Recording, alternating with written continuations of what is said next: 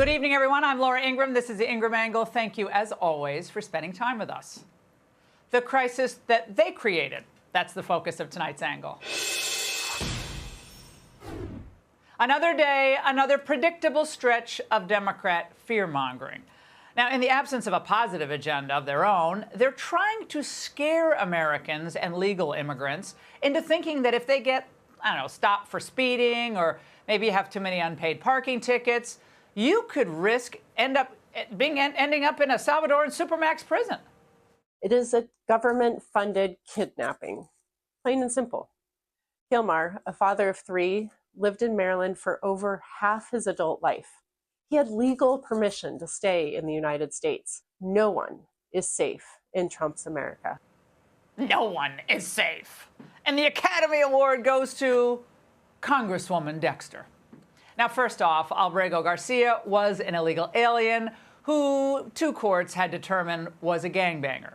His case had been reviewed by 2 judges who rejected his arguments. Now, he and everyone else who was here illegally should have never been allowed in and should have been deported years ago.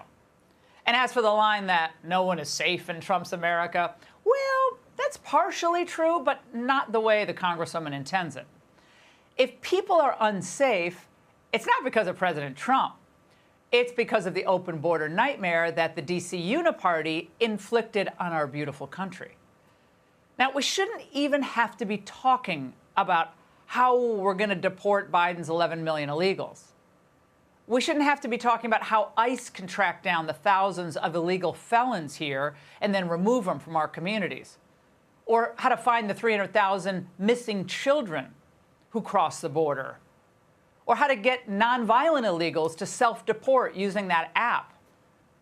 And we shouldn't have to explain to parents why their kids' schools are overcrowded. We shouldn't have to tell small business owners that, look, you might have to face organized theft rings of illegals.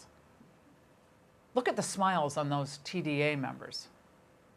Our city shouldn't be reeling with serious illegal alien criminals hiding in plain sight.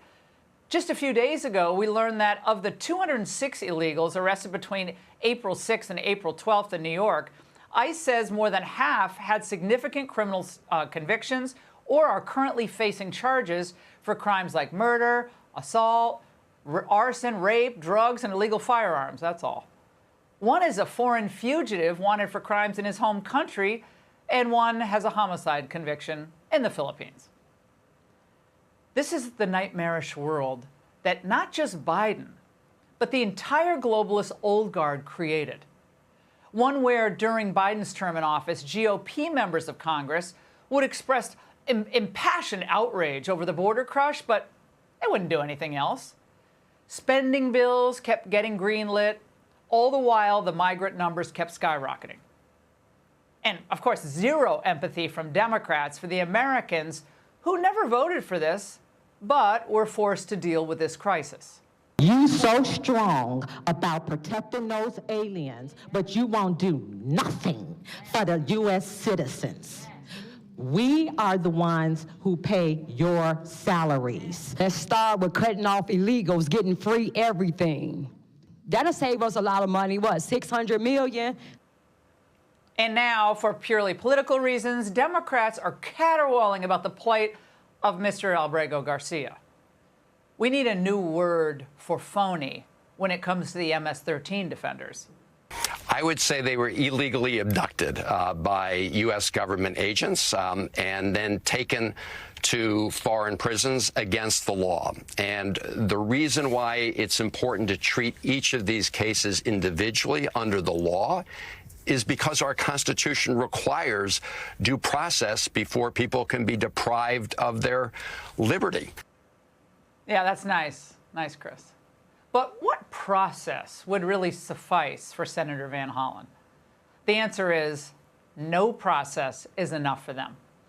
Because if it were up to Chris Van Hollen, all the illegals would not only have a right to stay here, but they'd have a right to vote, run for office, and collect every benefit under the sun. The sad truth is Van Hollen and the quartet of other Democrat copycats who mimicked his El Salvador trip today care not one whit about constitutional norms or the rule of law.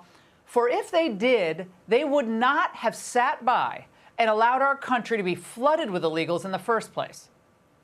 Congressman Jason Smith recently traveled to El Salvador and had the chance to speak with a few of the deported MS-13 illegals whose deportation left-wing legal groups object to. While we were there was 2 different MS-13 gang members that we spoke to within their cells. One was originally deported from Highland Park, California, who told us that he had killed 6 people while in the United States. And then there was another one deported from Northern Virginia. These are terrorists according to Donald Trump's designation, and they're in the right place right now in El Salvador. How this plays out legally, it's anyone's guess.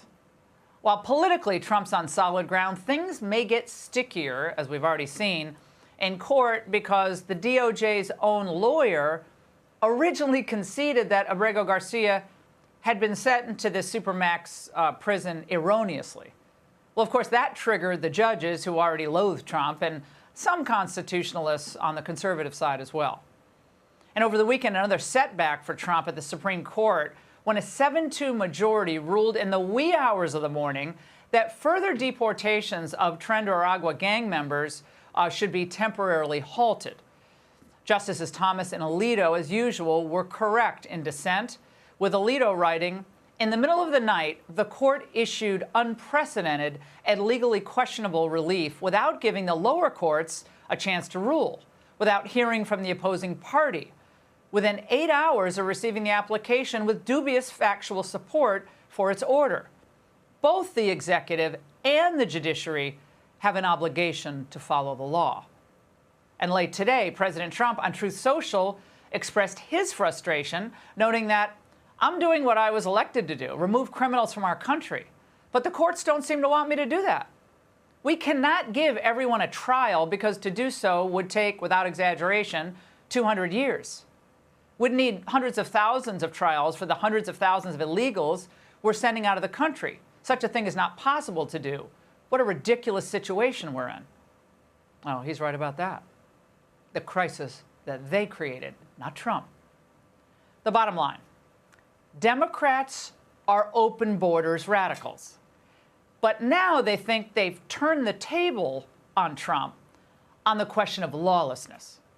And they're itching for Trump and his team to be found in contempt because it would then help their narrative that he thinks he's above the law.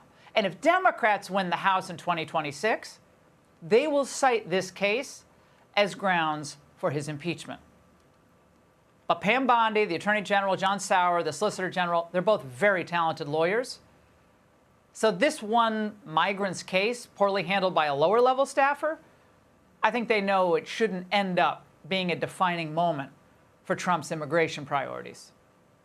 They, the Democrats, created this crisis, and that's the angle.